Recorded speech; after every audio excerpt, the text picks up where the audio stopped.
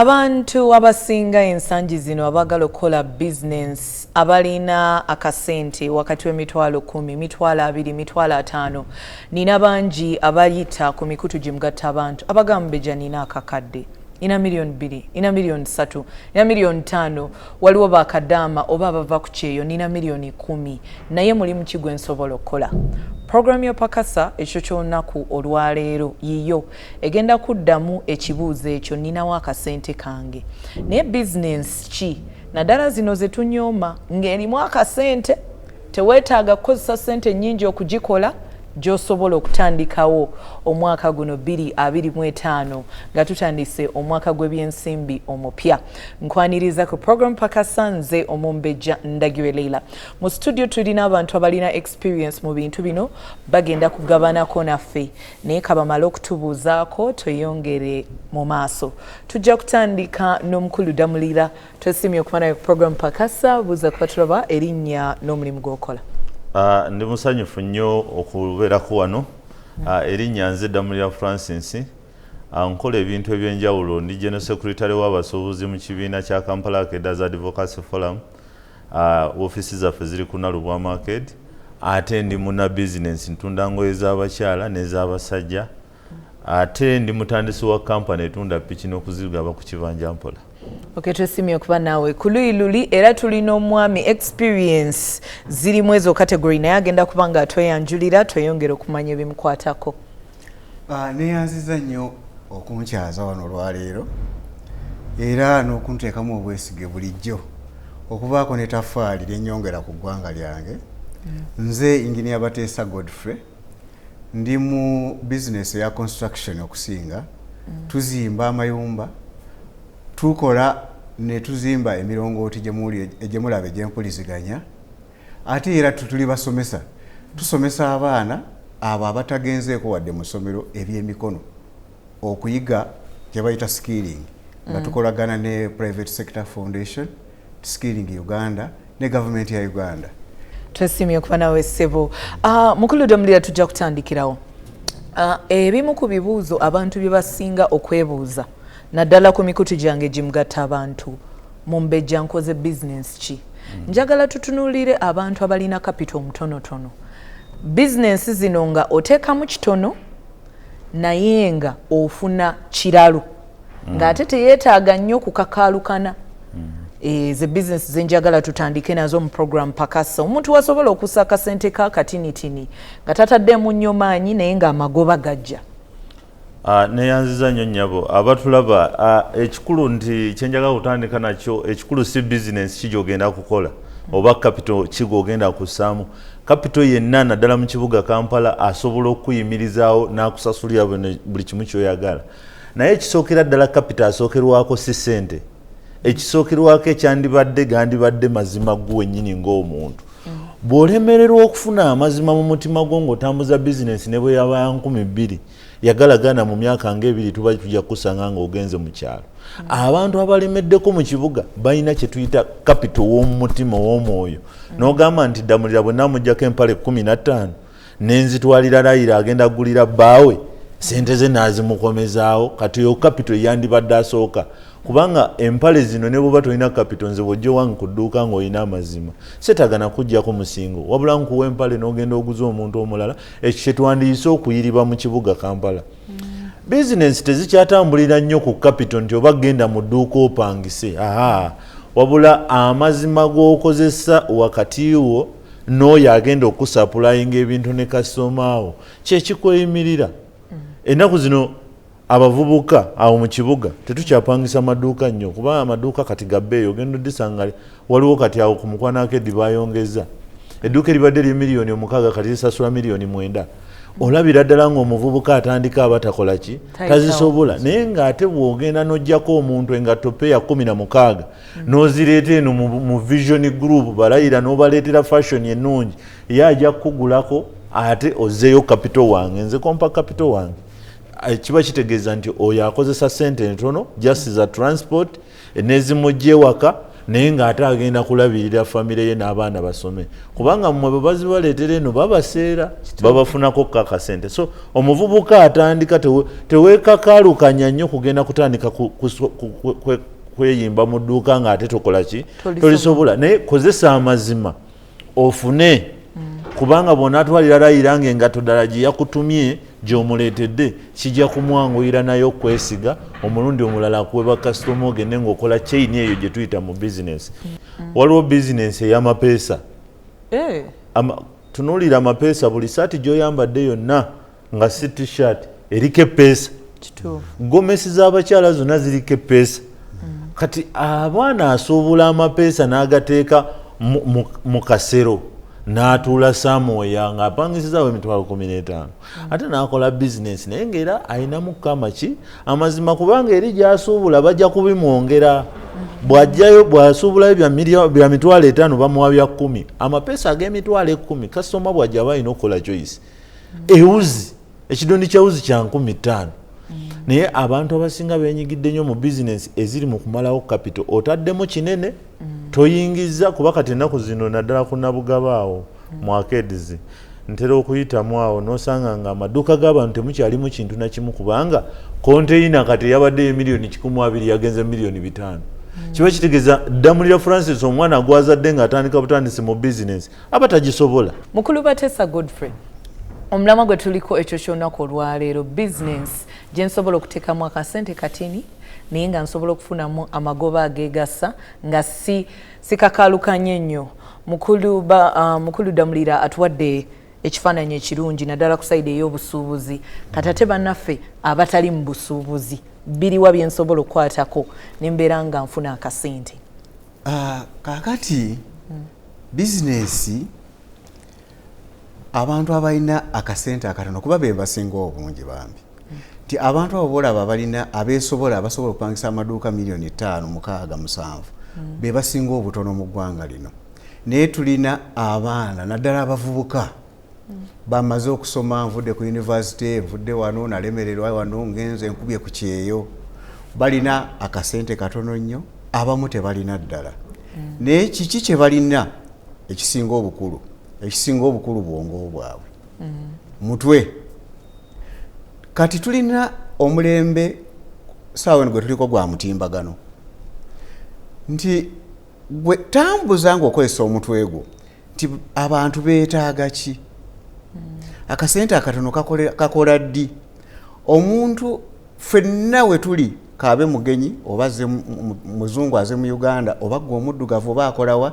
asooka lubuto okulya bw'amala okulya emmere kyekyatagisa kirala ayagalayo ekibala suka weetegereza ogaye nti buli omu anagwera mu mmere afumbye matooke biki kati gwe gaa nti kati nze kambawo ebibala abantu bangi beetaaga okulya ku kibala n'okinoonya wano n'onoonya wali ng'amazima gennyini teri wadde akanaanansi kola nti oli akasaze ate si bya ssente nnyingi osanga kaleero wano ng'abantu batambuza enanansi 3 mutwalo naye omutwalo ogwo enanansi ezo 3 ozisalira abantu ng'otaddeko omuyembe gwa 12 n'oleeta ka watermelon n'otabula n'olaba obusowaani buno obupya kuba waliwo bu disposables omuntu ng'oteekako ebibala ebyo teekako akaveera tandika okutambuza bw'oba otandika wekka funayo munno ebyo kibala ojja kukozesa emitwalo 5 oba 10 naye ogenda okuddayo eka ng'olina emitwalo 2 oba 15 jja okubuulira nti mu kibuga wano e Kampala abantu baggulawo amaduuka ogalaba amanene awo ne bayinza okuddayo nga tebakoze emitwalo 2 ng'ate bali mu bukadde naye ng'omwana oyo gwolaba ow'ekibala oyo akisaze n'akitandika okukitambuza ate akireetera mmwe abatatunze. Tweyanze nnyo Mukulu Bateesa Godfrey omulungi ali ku program Pakasa abakugu baadde batubuulira ezimu ku bizinesi entonotono gwalina akasente akatini naye ng'oyagala amagoba agawerako naye nga tokakaalukanye nnyo z'osobola okukola.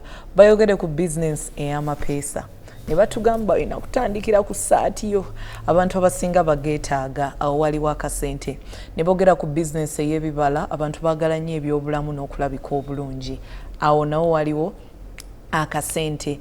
Omukulu yatubuulidde nga tutandika programu yaffe yayogedde ku bizinesi ey'amazima ng'oyiriba awo mu kibuga bwe bakiyita ogendewo omuntu asobola okuva e China oba omusuubuzi ow'amaanyi n'akuwa emmaali gwe n'obeera ng'otambuza mu bifo eby'enjawulo eri bakasitoma naye ng'era bwe babadde batubuulira ezo bizinesi balina ebintu bye bongeddeko okuli amazima okuddiringanya ekintu wano e Kampala abantu bangi bakola bizinesi leero nga waali ate enkeera nga taliiwo so tutunuulire nnyo consistency leero abantu bakumanyidde mu masaati ate enkya oli mu mmere ate luli oli mu kuvuga mmotoka kwegamba tusimbe nnyo essira ku mulamwa tugenda kulaba emboozi yaffe esooka ekyo ky'olunaku olwaleero bwe tudda tweyongere okuba tochi ku mulamwa gwaffe.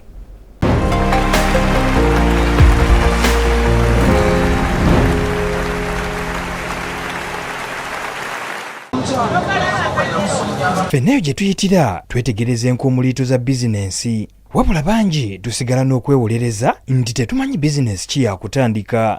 Ebiseera ebimu kikutwalira kuzuula ky'oyagala na kutegeera kye weetaaga okutandika. Bw'ete emboozi eno ey'akayimba Ali erina okukusoomooza okuddamu okulowooza kuba bw'olina okusiga ensimbi n'ennyingi zaayo. Ono twamukwatiriza ku mulimu gwe kaleerwe era yenna emboozi ye. Mulimu gwe nali nkola nali ntunda ngoye mu bwino. Ebisebe mzee wange yali atunda ngoye nga nange ntunda eyo ngoye mu bwino. Kaakati olwo wakomekerera otya ng'otunda nnyaanya n'ebivaavava ebirala ku kaleerwe. Omulimu guno ekyagunjagaza nagenda ng'eyo wajjajja n'empumula eyo mu kyalo nga balima ate nga waliwo abajja okugula ebintu ebyo tumaze olima bityo n'enzija eno ne mama wange yali akola mulimu ogwo agumaze emyaka 4 eyagunjagaza omulimu. Kale tukitegedde nti okwagala bizinensi eno wakujja ku nnyoko naye ddala watandika otya? Omulimu nagutandika mpolampola nga nzira wano mu katale nga tujja tunona ebirime twali tujjanga ebirime mu kyalo nga tubireeta e Kampala kati bwe natandikira okusuubula ebintu ebirala bino ebyajjirako twaleetanga muwogo okusinga. Ku myaka gino Ali ono ow'embavu bw'ati ku lunaku olulala yandisazeewo okuvuga bodaboda oba okukola mu jiimu mu Kampala wabula ebyo byonna yabisuula mu guluka obudde bwe n'abuwa omulimu ogwo maama we gwe yakola okumala emyaka 4. Kyeki ekyenjawulo ekyamusikiriza okuyingira omulimu guno? Omanyi mu ekonomi ya Uganda ebintu ebisinga otambula food oba emmere transport bwe nakula mmanyi era bwe mmanyi omuntu ne waba talidde leero tasobola mala nnaku mmeka 2 oba 3 nga tazeemu kugulako era bakasitoma baffe abajja otugulako leero ojja kwesanga gwe yaguzeeko leero bimala wiiki onaku 2 wiiki nadda waliwo nakola shopping y'omwezi n'asobola okudda bakasitoma osanga be bamu. Wanera twamubuuziza ekikuuma bizinensi ye ng'etambula bulungi. Kasitoma mbaguza ebintu ebirungi esooka nfaanyi ekisookera ddala quality kintu kirungi esooka fa ku kintu kino neba nkuwadde ekintu kitono jjukira ebintu bye tutunda bya season kati oyinza osanga leero ennyaanya nnyingi ate enkya ntono era otuula n'omunnyonnyola naye kasita kiba ekintu nga kirungi oyo ne wakuwa ssente nga nnyingi n'omuwa ekintu ekiba nga kitono naye nga kiri waffe kiri ssente ezo olwesa omugamba ennyaanya zaalinnye ez'emitwalo 2 zenkana bweziti ate ng'ezisingamu nvundo bw'omuwa ekintu ekibi naye sooka ffe tukulembeza mutindo n'obugumiikiriza kuba bakasitoma bajja nga tasasulirawo bulungi.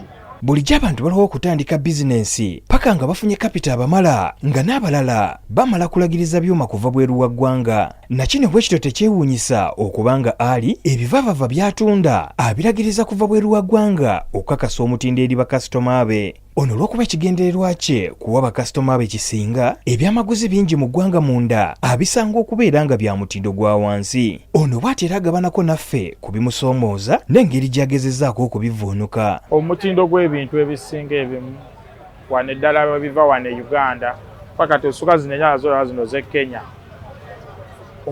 Omutindo gwe Uganda gwe gusinga osoomooza then ne aba KCC ne kati tumala ne tukwatagana nabo mpolampola. Ali alina obubaka eri abavubuka bonna abali mu myaka gye. Byenfunyemu si bibi nsobola okwebeezaawo n'obulamu butambula gye bujja mu maaso era nsuubira ebirala bingi byo bingi byenfunyemu sijja byogera kati abavubuka bajje bakole naye muganda wange busita atayagala kukola ali eyo ajja akole mu katale sente mweziri ate bugumiikiriza bonna buli mulimu gy'okoma oggulwamu n'oguyiga ate osuubira kujja leero ate naawe oyagala ofuna ngaani ng'omuntu gw'osanzeewo.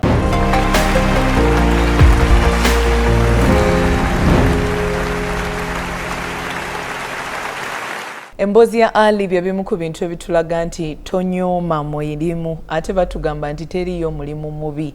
Omukulu oyo ebintu abijja ku bantu ab'amaanyi ddala. Essira yalisimba nnyo ku mutindo kyova olaba akasente akakoze. Mukulu Damulira, bwe tutunuulira emboozi ya Ali ku sayidi y'abantu baffe abalina akasente akatono, biki bye tusobola okumuyigirako ate era bizinensi kyendala ezigwa mu kategori eyo omuntu z'asobola okukola? Nja kwebaza nnyo mukulu Ali olw'ensonga nti alabika yakoppa ku bwongo bw'abazadde be, kubanga ebiseera ebisinga ogenda okwesanga nga omuvubuka nga Ali batambulira nnyo mu bizinensi y'abakitaabwe ne nnyaabwe. Abavubuka abasinga obungi agenda n'asanga bizinensi ya mama we ng'atunda nnyaanya, ate oluusi yena ati ogiyingira okugikola okugimatiza. So Ali oyo ye alabika ng'ayongeddemukko ku bwongo creativity mu bizinensi. Mama we oluusi kyataalina ojja kwesanga nga bizinensi eyo ku kaleerwe nga yayingira mu ya maama we okusinziira ku bakasoma maama we b'alina. Oyinza okwesanga nga Katonda yamujjulula mu bulamu, oyinza okwesanga nga Ali maama we yakoowa ali waka. So tujja kwebaza nnyo Ali era awadde ekyokulabirako eri abavubuka. Abavubuka mwenna abali eyo mukoppe nnyo Ali byakoze. Si bulungi bwa mulimo naye kiki kyojjawo. Kano njagala kaddamu nti abavubuka abasinga obungi baagala okwambala ng'engatto ya Francis ate oluusi nga tannaba kugituukamu. So Ali kyali mu kukola, ali mu kukolerera engatto yebe ng'erabika bulungi ng'ate ali mu bigebe bya bizinensi y'abazadde be. Ogenda okulaba nga packaging ye egenda kubeera ng'ekyuse nnyo, kubanga obwongo bwe yajja ku ssomero atandise okutwistingamu obuntu obwa creativity obutonotono kasitoma ffe bye twagala. Ali ne bw'aba aseera ekituufu oba olina okumugulako okusinziira nga bizinensi ye bwerabika. Ffe abakyala baffe abaayagala naggulawo bbuutu y'emmotoka nga byajjamu ddala bifaanana naawe nga bw'oyambadde. Tweyanza nnyo Mukulu Damulira. Mukulu Bateesa Godfrey, okwongereza ku mwami Damulira kyayogedde, bizinensi kyezigwa mu kategori ng'eya bizinensi ya Ali abantu baffe ze basobola okukola nga balina akasente katinitini naddala ezo ze tunyooma naye nga zirimu amagoba. Bizinensi ezo ezinyoomebwa abantu baffe ze balina okukola. Tulina bizinensi eyokuba nti okuyonja. Nowa nti gwosazeewo nogaa nti ze kanyonja abantu oba nyonje emmotoka z'abantu. Olina oba nga kati saawa eno amakubo gaffe ge tutambuliramu bwe tutunulira Kampala yaffe eri kumpi mu ebitundu ebisinga biri mu kukolebwako. Abantu tebaagala mmotoka zaabwe kulabika bubi. Kati gw'olina kubateega n'omanya nti bano bwe mba nkoze akantu kano nsobola obbayonjeza emmotoka, nyiza obbakubira engatto. Ze ndabye abasajja abakuba engatto abo tumuyina wano ku Vision Group. Bannange nina ne gwe nawaako emmotoka ng'agenda kwanjula n'agamba mukama wange mperekeraako. Naye bwe twatuuka ewaabwe nga sajja alina olusuku olw'amatooka olunene, alina ente 40 eziri awo embuzi, naye ng'atukubira ngatto kabalagala awo. Nali nkyakolera kabalagala naye nga ye azinona nawe otudde naga mukama wange kanzitwale n'azibalondako awo ng'azikubira ennusu byali ebi bitaano. Naye nga ffe tulabanga atakola ssente. Kati ffe omuze gw'okulowooza nti bwe naagenda okukola nja kukwatirawo 2 akakadde. Abantu baffe balina obyejjamu. Ako kamu ako ge muganda ako omuntu kakwata akamu ng'akabakuŋŋaanyaamu mulabanga atakola ye abakolamu ssente ezisinga. Obuntu buli ebbali eyo abakazi bakeera n'omala baleese muwogo aleese biringanya wuyo agenze kakatale monakawa bwe bakasookamu bakakeera nabukeezi saawa 10 nga banoonya kino ne bongerayo eri mu maaso. Abantu kye balaakinga ekitali mu kitundu kyo gwe kyonoonya. Noonya abantu nti kiki kye batalina gw'okikole. Tweyanza nnyo Omukulu Bateesa Godfrey. Mukulu Damulira, okwongereza ku Mukulu Bateesa Godfrey kyayogeddeko, omuntu akoze atya okuŋŋaanya ssente mu buno obuntu bwaffe obutonotono okakasa nti nno ziwera ate okuba ng'akolamu ebinene? Ngenda kusooka kwebaza omuvubuka omulina mu kibuga Kampala. Ye fakitole ye eri waka mu nju ate ng'apangisa. Akeera ku makya n'agenda n'agula enkoko 20 n'azitematema ebifi n'azisiika n'akwasa abaana buli omu baketi y'enkoko. Kati omusajja oyo ku ssako yaffe wali ey'abasuubuzi omulaba ng'afuna kitono naye bw'otuuka ku akawunti ye saagala kwogera ziriko naye ogenda okwesanga ng'asinga n'abasuubuzi. Ekyokubiri bamufuna mpola bano abatunda ennyaanya nkoko spendingi yaabwe tebanga eyaffe abafunye ezaawamu. Abavubuka abasinga obungi abali mu zaakeedi awo abafunye ku miliyoni capital we miliyoni baspendinga nnyo okusinga ono omwana atunda enkoko kubanga ye n'okutambuza ebigere okutuuka ekibuye takirinamu buzibu kubanga amanyi yafunye kitono ate yakasevinze. Naye abantu baawo mu akeedi banyooma okusevinga abali mu akeedi z'omu Kampala. Naye ono omwana ow'ennyaanya ow'enkoko ono asevingira ddala sente ze kubanga amanyi kejja kokka mu bonnya. Omulungi ali ku program Pakasa abakugu be tuli nabo mu studio ekyo ky'olunaku olwaleero batulaga business z'osobola okukola nga totaddemu kasente kangi naye ng'ate zifuna kiralu. Abamu bazinyooma naye ng'ate zikoledde abantu bangi. Tulabye abakalirira enkoko, ab'emidaala gya chapat, abatunda ebintu nga envendiirwa, abatunda vegetables, abatunda emmere. Naye batugambye abantu bano okusobola okubanga zino business bazifunamu ssente batereka. Okutereka kintu kyankizo nnyo mu business zino ezikuwa akatonotono. Abantu abo bakuba engatto baterekera ddala naye ng'oggyeko okutereka batugambye nti bawa nnyo bakasitoma ekitiibwa. Ekyokubiri bakendeeza nnyo ebintu bye basaasaanyaako. Tebeejalabya ssente baziwa ekitiibwa. Tugenda kumulamu katini naye bwe tudda tukyakuwa ideas endala oba ebirowoozo ebirala osobola okuteeka akasente. Tovaawo. Tuli bwate okusisinkana Doreen Areniitwe era ono butereevu tugenda kumuyita omuntu ageza ku buli kimu, omupambanyi wabula omukyalo omugezi era ayina talanta. Ono agezezaako kusoma koosi ez'enjawulo era akoze emirimu egitali gimu olw'obukugu bwe obw'enjawulo bw'azze ng'afuna. Wabula yasalawo n'akkakanira mu kubyula amayumba kiyita interior designing n'okuddukanya bizinensi. Salawo ngende nkole architecture because nali passionate about it. Naye ne bagano jimpa ku makere. So nenoonya essomero eddala nengenda ku Artfield. Naye bwe namala nengenda nenkola business management. Ekirooto kye kyali kyerufu ddala nti yali waakumalako. N'omulimu gwe ogwasookera ddala yagufuna akyali ku ssomero wabula twatuukira mu kusoomooza kwa COVID buli kimu ne kiyimirira. Ensalawo noonye ku mulimu naye nga job market, Uganda job market eri tough.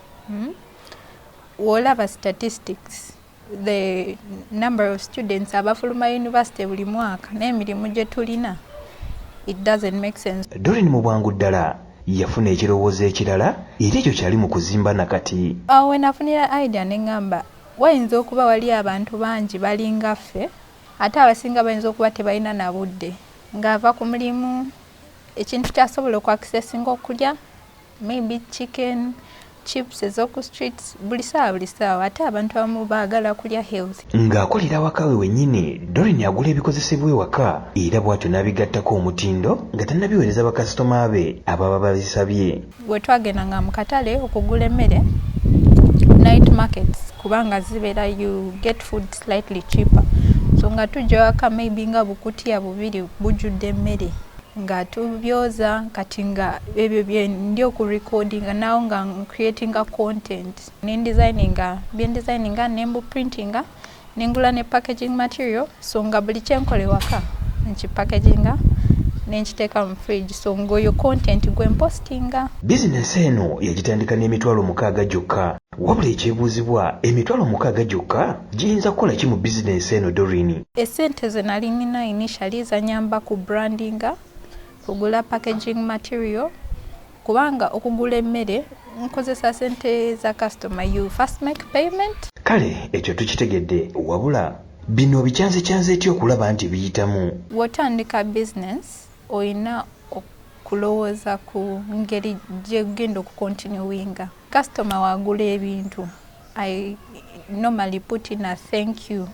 Ngamba aguze sukuma wiki ninyongeramu extra bag ne mugamba nkweyanziza nnyo. We mugamba nti delivery yo genda kujja between 3 p.m.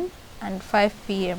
making sure that at least I don't go beyond that window. Doreen agamba okusomoza kw'okusinga gy'emiwendo egikyukakyuka buli olukya ekimuleetera okubala obubi. Oluusi oyinza okuba okyajinze kangambe customer omukyajinze 4,000 ku kawo. Ndikuwa just example.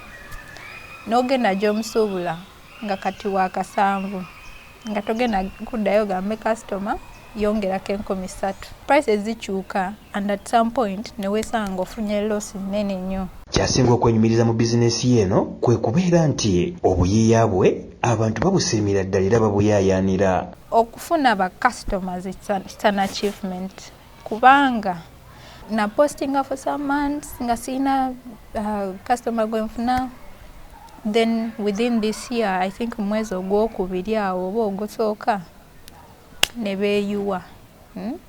Waliwo video gye na postinga it went viral, ba customer ne beeyuwa ne bancontacting kati I stopped taking orders at 5:30 in the evening. Nengo olaba ne 6 p.m. oba 7 p.m. akugamba nange. Doreen olugero olulungi ddala wabula kye twebuuza mu maaso oteekateeka ki? Bigger vision gye nnina nti egenda kuba a walk-in store.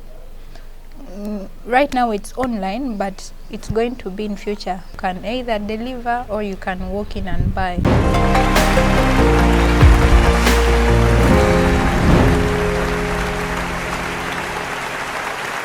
Doreen bebamu ku bantu abagoberera omulamwa gwa program Pakasa yongera omutindo ku bintu ebyenjawulo byokola.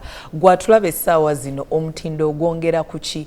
Omutindo tegubeera ku bintu byokka naye naawe ng'omuntu weeyongeddeko okumanya abakwetoolodde obongweddeko ki ate nabo bakwongeddeko ki ebifo mwolaga. So twagala okwebaza Doreen okubanga ayongera omutindo. Yayinza okubanga talina kapita awera kugula bintu ebyo byakozesa naye ng'amanyi gye babisuubula abyoza n'abipakeginga bulungi kwe kubanga afunye akatale. Mukulu Bateesa Godfrey, wetutunuulira emboozi ya Doreen nga tuli ku mulamwa gwaffe, njagala osooka obuulira abantu baffe abagala okuyingira businesses eza capital omutonotono biki bye basobola okumuyigirako, then otwongereyoko business endala ezigwa mu category ng'eyo gy'akola abantu baffe gye basobola okukola. Nebaza omukyala Doreen okubanga asobola okuyiiya mu ngeri eyo. Ekyo kye nayogeddeko eky'obwongo. Buli lwongera obwongo mu kintu ky'okola kati n'oleeta omutindo nga gwayongera ku kintu. Oyinza okuba nga tolina ssente naye n'okozesa ekyabanno. Gwe kati bw'oba n'akasimu kano n'okozesa omutimbagano ogwo n'oba ng'opakeginga. Njagala okubawa ekyokulabirako. Mulaba entangawuzi gye tulima e Uganda. Amazima ga Katonda mu nsi yonna teri amanyi nti Uganda eriyo entangawuzi. Naye lwaki? Ffe entangawuzi bwe tubeera wano Abannakenya bagiyoola ne bagitwala e Kenya. Ne bagyoza ne bagiteekako omutindo ne bagituuma n'erinnya ne bayikola kye bayita branding mu Lungereza oba lufeetefeete. Kati mu branding entangawuzi ne bagitabula n'amajaani ne batunda katale k'ensi yonna ne basika dola ne bazireeta e Kenya. Kati gwe oyinza okulaba omuntu ng'alina ebintu by'alina eyo oba balugu kyetutumula oba mayuuni gwe ky'oba okola oyinza okuba nga branding y'amaanyi togenda gikola nti ogenda kussa mu buveera opakeginga okola otya. Tulina amazzi Katonda ge yatuwa abakwata ku luguudo lw'e Masaka mulaba ng'ovudde mu Lwera waliwo abantu abateeka lumonde mu ndebe awo batuguza ezimu teziwera naye nga bamutadde awo baddira lumonde eyo gyava ne batekwata mazzi bagagula ssente mmeka gali mu Lwera wali kati banaaza lumonde ne balimuteeka mu ndebe owalizibwa ne mmotoka bw'oba omuyiseeko nogakuba livaasi mwana wange tuddeyo tutwale ku lumonde oyo. Ne oba entangawuzi obasanga wano ab'ebutambala abo ng'era bakyabulamu okukola kiri Omunnakenya kyagikolako okwongera omutindo ku kintu ne bw'obanga gwe tolinaamu. Kati oba omutimbagano okozeseza omutimbagano otaddeyo nti bannange entangawuzi werimulaba bwenyirira ng'ogitaddeko ku mukutu ne bw'anaabeera Brazil ajja kutumya entangawuzi eri e Uganda. Kati oze kwekyerera omutindo gwambusaamu bannange twagala okukola bizinesi mube ne mulajja ne sente zibuze olw'okuba tokozeseza bwongo bulungi. Ekyo ekintu ky'olina oba kikyo oba si kikyo naye ng'okitaddeko omutindo omulungi. Laba nti bw'oba ng'olina wookitundira wafaanana watya. Oyinza okusanga akatale nga katonotono nno. Osanga eyo ng'omuntu omusanze ku lubalaza nga kwakolera naye mukwano gwange ebintu byataddeko bikusika amaaso g'omuntu, obuyonjo busika amaaso g'omuntu. Nakaaka neeyongere ngule ekintu kino.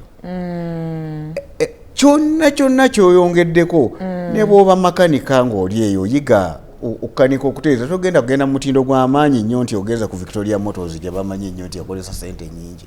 Naye mu kantu kaako kaggalaji kaako k'otadde eyo gwe sikima amazzi nkuwadde ekyokulabirako kya bwereere nga tonsasudde. Leeta omo, leeta ekidomola ky'amazzi. Bw'oba omaze omuntu okumukolera ku mmotoka ye ne bw'oba okoze mupiira ng'alina waagenze akomewo ng'oyisizzaako. Ajja kubanga akwongera kase. Agambe nti bannange omwana oli nnaakola. Tweyanza nnyo Mukulu Batesa Godfrey. Mukulu Damulira, omwami abadde atunnyonnyola ku kwongera omutindo n'ebintu eby'enjawulo ebirina okugenda nagwo. Njagala otulambululireko ku nsonga oba ku bintu ebisobola okuyambako bizinensi abantu baffe ze basobola okukola nga siza akasente kangi naye ng'afuna amagoba naye nga kwongera mutindo. Nja kwebaza nnyo Madamu Doreen bw'olaba enkola gy'akolamu ebintu bye akulagira ddala nti ali creative. Ekyokubiri mu bizinensi temulimu sitaani yonna kukoppa so long as nti okukoppa okwo kulina kye kugenda okukwongerako. Bw'otunuulira Doreen alabika yakoppa ba KFC. Go Doreen Madamu Raila bw'obeera wano odalinga KFC ne bagikutuusaako wano nga totambuddeeko wadde. Kati Doreen obwo obwongo bwe yayongeddemu obw'okubeera creative obwo obuyiiya ojja kwesanga nga yatandikiddemu ebyo naye ng'ate agenda nakwongerako ebintu ebirala kubanga dimandi bwebanga weeri ku katale yeekusikiriza okwongerezaako ekintu ekirala mu bizinensi. Ekyokulabirako ngenda kuweera ekyokulabirako nakuwadde ekyokulabirako ekya sisita wange yakola emirimu gyonna ne gigaana. Sisita wange n'agenda e Masanafu n'apangisa akafo naye sisita wange yatuuka ng'ab'obumonde abamu baba tebalina budde buwaata ye abujja Nairobi kati yayongerako kati abusuubula na Nairobi abuwaatira ddala n'abukusalasalira nayongerako omutindo kweyo level osanga wali abaana abawaata obumonde ababupakinga nga bangi obwongo obwo bwe yayongerako naye kati bamukubira bukubizi simu nti nze mpayo bwa mitwalo 10 mpayo bwa mitwalo 7 takyasituka namukufa wabula ababoda nga buli omu yagula tukutuku 2 apakira n'akwata gayaza road abo n'abasapurayingako ya marketinga ne marketing kintu kikulu nnyo. Social media eno bwe tuba tugikozesa abantu abasinga kati eteekamu giya gyeteeka mu bizinensi yaffe eri ku kika kya waggulu nnyo. Twali twasobwa dda naye bw'olaba obwo bu TikTok obu LinkedIn bonna bukozesa system ne bukutuusaako gwe kyoyagala. Sisita oyo Doreen nyabo nkwebaza ate njagala bw'obanga osobola yongera okuincorporatinga mikwano gyo nabo bayigiriza emirimu egyo. Mulimu abawala abakeera okwetunda naye kati Doreen takyasobola kwetunda. Sisita wange ne bw'abanga yali alina ekirowoozo ekigenda ebweru there is no need of going outside the country kubanga kyakola weekiri ate akyagala ate awadde n'abantu abalala emirimu. Totya kyenjagala okwongerako nti abantu abasinga batya okutandika mu bizinensi era waliwo omusajja ali Masaka eyo naye agwa mu kategole naye abamufuna mpola musajja mugagga nnyo naye bwe yalabanga essomero talifunamu bulungi yatandika n'embaata emu. Embaata yagigula nusu omutwalo gumu n'ekitundu naye kati alina embaata ezisoba 3 nti sipeesi entono eyo esobola okulunda embaata 3 tolinda kufuna mulimo gwa bbeeyi kubanga togenda kugufuna. Nange nakuwadde era ekyokulabirako nze bwe nali ku yunivasite nava ewaka n'akakoko kamu kati omukyala gwe nali mpangisako ne mugamba maama nsaba onzikirize nteeke wano akatimba. Nagenda ne nyingira enkoko 7 nga mpanga ntundayo buli emu wiikendi nze n'endigida. Obusobozi ng'omaze okubufuna otandise nakatono naye ogenda ogattako operating using people's money. Kati eggwanga gye liraga olaba abaana bakeera ku mitimbagano awo nakugamba kati leero nina okolayo $5 $10 takakalukanye wabula atudde mu motoka ye era nina ne gwe mmanyi asulawo bwe bajja avuga Brabus naye akeera ku mutimbagano okwo kati gwafuna ssente. Kati nze Damulira we nagiramu $7,000,000 ngule Brabus yeye aba yandese dda wano takozeseza ssente ze naye ng'ate gwe ekintu akikutuusaako tavaana mu mmotoka wabula akubira wa boda ndi waaye twalira layira ku vision group enkoko ya mitwalo 2 layira n'asasula nga tetakalubirizi tazitinwa na mwana wabula aziteka na ku simu payment mode. Tweyanza nnyo. Mukulu Batesa Godfrey, abantu abamu ekibatiisa kugina emirimu emitonotono olumu gimalamu amaanyi. Otandise naye wakyogeddeko emabega kaawo olumu n'olemererwa. Kati njagala twogere ku bantu bano okuzimba resilience oba okuzimba obuvumu. Ebisoomooza bijeze abamu babagoba ku street abantu abali mu buyinza. Abalala olumu ba landlord batwala location. Ekyo nakyo kizibu kinene nnyo. Good Old Restaurant etandise okukola landlord akugambye genda. Abalala bateresa akasente oba bayigiriza abantu abalala nga mukulu Damulira wayogedde. Ate abo abantu bane batwala bakasitoma abo. Ebyo ebisoomooza omuntu akola atyo okukakasa nti nasigala ku mulamwa nga tavudde mulimu. Kakati emirimu gyonna gye tukola kakibeffe abali mu construction ate nga bwe tuyigiriza nze nkugana akayigiriza abaana abasoba mu 500 okukola emirimu egyange naye akula yakola ki yagenda omwaka ozizikakaawo kumpi awo n'asala emiwendo naga nti kama waffe akuseera naye nze nja kukolera ku layisi nikyo mukikwasaganya mutya kati ffe nze nina okumanya nti ono nze gwenjigiriza ate obwongo obwange busigala bweyongera waggulu nyongera okukola research nyongera okukopa omwami yakyogeddeko okukopa si kibi kayisa okoppa ebirungi nze omutimbagano abamu bagubeerako nga bamala biseera nze waliwo lwenzukuka n'essaawa 9 nga nina kyenoonyerezaako neŋŋaana y'omuyindi yakoze ekintu kino ku factory eno yaye yakikoze atya alina omutwe gumu nga nze nenoonyereza kampani ekola ekintu ekyo neŋŋaaka nkisomeko essaawa 3 nange nenoonya okukupa kati ffe mu industry gye tulimu obwongo obusigala butambula nnyo nti wakola oluggi ne design gundi wakola eddirisa wazimba kakalina kali ne gundi n'akazimba n'omulala kati nze bw'ojja gyendi buli saawa nyongerako ekipya ekiri mu kusobola bano abeetegula ne bagenda gwe obwongo bubenga bo basookayo mu maaso nti musigala muddye wange okukopa ate nga nze ndi waggulu onoogenda ogaa nti gw'otandika okukola nze kyenkola ng'ate nze nakuyiseeko ngenze kyokola ekimu totya kufiirwa nga bwe nagambye naddala abavubuka abatandika n'ako akatono ke balina nti bw'oba okoze kino kyonoonese gwe sigala ng'ogaa nti enkya ngenda kufuna toggwamu ssuubi never lose hope kuba omusajja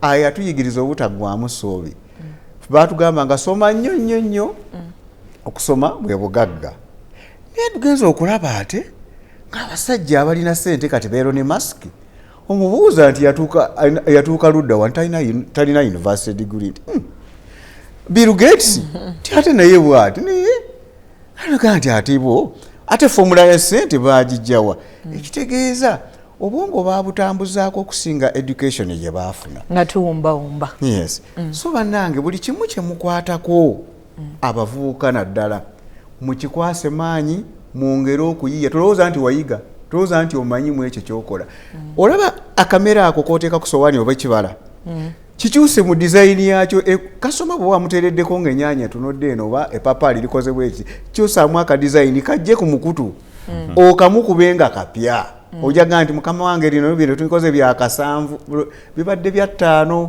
naye 2 ziri obwongo bwe bweyongeddeko naye ajja kuwanga alwana tweyanza nnyo nina omukyala gwe mmanyi alina restaurant ye naye amasowaani gali mu shape za map za nsi yes kati wojja basobola okuwa Africa oba oyagala nga bakuwa Uganda oba oyagala nga bakuwa Kenya ye shape y'essowaani naye aseera bitya mukulu Damulira nga tumaliriza program pakasa obubaka bw'obusemba eri abantu baffe abagala okutandika naye nga ssente ntono ate nga baagala okukola amagoba nga tumaliriza njagala kutegeeza abavubuka naddala bagwa myaka gyange ssente teziri mu kitundu kimu Katonda teyazitondera kubeera mu kibuga Kampala wokka wabula osobola okuva e Kampala n'ogenda Emityana ate era n'ogaggawala naye obwongo bw'oba ogaseeko ku bizinensi eyo kyekisinga obukulu ngenda kuwa ekyokulabirako nga mmaliriza nti waliwo omusajja mu Amerika yali mwavu nnyo n'akwata banne 3 n'abagamba tuvudde tutya mu bwavu n'agenda mu mawulire g'abalayira bano n'ateeka mu mawulire n'agamba nti njagala application 2,000 naye nga buli application otaddemu $1 nga kituufu nga buli muntu yenna tasobola kulemererwa kufuna $1 kuwandiika application afune omulimu kubanga abantu baali tebalina mirimu. Yagenda okumalako weeks 2 ng'ayina emiliyoni namba eya application. Yajjangamu bw'ojja application bw'asula wali n'afuna emiliyoni namba eya $. Toli mwavu okujjako ng'obwongo bwo tobuzizaayo kulisetinga n'okusalawo ng'okola bizinensi gwe omuvubuka ali eyo. Salawo totya kutandika ate wonna w'oba oli osobola okugaggawalirawo. Bangi nnyo abavudde e Kampala naye kati ng'ali mu kyalo mugagga nnyo. Tutandike, genda olime, genda obeeko kyokola, buli lunaku obe ng'obwongo bwo obugattako, tonywa bunywi mwenge. Mukekereze ku nsaasaanya. Ojja kulaba nga buli kintu kyonna kikwanguyidde. Ewaka tebajja kufa njala songaza kawunga weekali ebijanjalo bibiri. Sooka obalumye otuuke ku kiruubirirwa kyo bajja kutandika okulya enkoko. Katonda temumwerabira. Abantu abasinga obungi mugenze mu kweraguza naye nga Katonda yasooka mu bizinensi yo. Era n'omusawo bw'aba amaliriza ng'akola kagamba katusabe Katonda atuyambe. Kwasa Katonda bizinensi yo ojja kulaba nga eyitirimuze. Omukama Katonda abeere nammwe. Nze Damulya Francis, General Secretary w'abasuubuzi mu kibiina kya Kafu. Mukulu Bateesa Godfrey nga tumaliriza program Pakasa obubaka bw'obusembayo eri abatulaba naddala eri abavubuka. Obubaka bwange obusembayo eri abatulaba naddala abavubuka bannange. Bizinesi si nnyangu gye mwagala okugendamu kuba buli omu gy'addukira ate nga yeetubeezezaawo. Tulina okumanya nti mu Uganda emirimu gya gavumenti tegisukka $50,000 naye Abannayuganda tuli obukadde 46 n'okusoba. Ekitegeeza nti ffe abali mu private sector ffe tusinga obungi. Bannange muteekeeyo ebintu bino wammanga, mubeere n'empisa mu bizinesi yonna gye mutandika. Obeere ng'omuntu bw'akutuukako ka bizinesi ko naye akanzireyo ngule ewa gundi. So bannange mubeere nga buli mulimu muguwa ekitiibwa, gwegezaako bugeza kugusanirira gubeere nga gulabika bulungi, ogupakinge bulungi, ensiba mbi edibya mutere. So musibe bulungi bizinesi. Nsigadde nze Engineer Bateesa Godfrey, mubeere bulungi, musigale nga mutulaba bannange. Tweyanza nnyo bigwa byokya obulungi atulaba ku program Pakasa ekishonaku olwaleero. Abakugu badde batuwa obukodyo obw'okusobola okukola ssente ng'oyita mu bizinensi ez'abantu ze banyooma ate naddala eri gwe alina kapito omutonotono. Sijja kwongerezaako ku bantu bye batugambye oba abakugu kubanga byonna babimazeeyo, naye ng'ebikulu mu bye batugambye okusalawo. Ebiseera ebisinga tusuubira nti obugagga oba obuwanguzi bujja kuva mu bantu abatwetoolodde. Buli kintu kyonna ky'oyagala okukola mu bulamu buno kitandika naawe. Gwakitandika gwakimaliriza. Wokera ku makya n'osalawo n'ogamba njagala nkole ssente, ne weeyongerako ku kumanya, n'onoonya abantu abatuufu, ne weewaayo ssente ojja zikola. Gwayina okusalawo. Wosalawo n'ogamba nti nze ngenda kubeera munafu, bajja kumpa era ojja kusabiriza. Wosalawo n'ogamba nti nze nja kulinda gavumenti empye, ojja kulinda oluusi gavumenti tejja kuwa otandika okwejjusa ng'otuuse mu myaka egy'obukadde. Tugamba ki? Oba oyagala obuwanguzi kitandika naawe. Tandika okukyusa enkola ye ey'emirimu. Olunaku lwo lutambuza otya? Abantu abakwetoolodde bantu kikula ki? Emikisa egikwetoolodde buuza abantu. Bannange mwagala ababoleza ku mmotoka? Bannange mwagala abantu ababafumbira kamere? Okubuuza kulimu emikisa mingi gye gigenda okuggulawo mu bulamu bwo. Lwaki oba tobuuza abantu abo?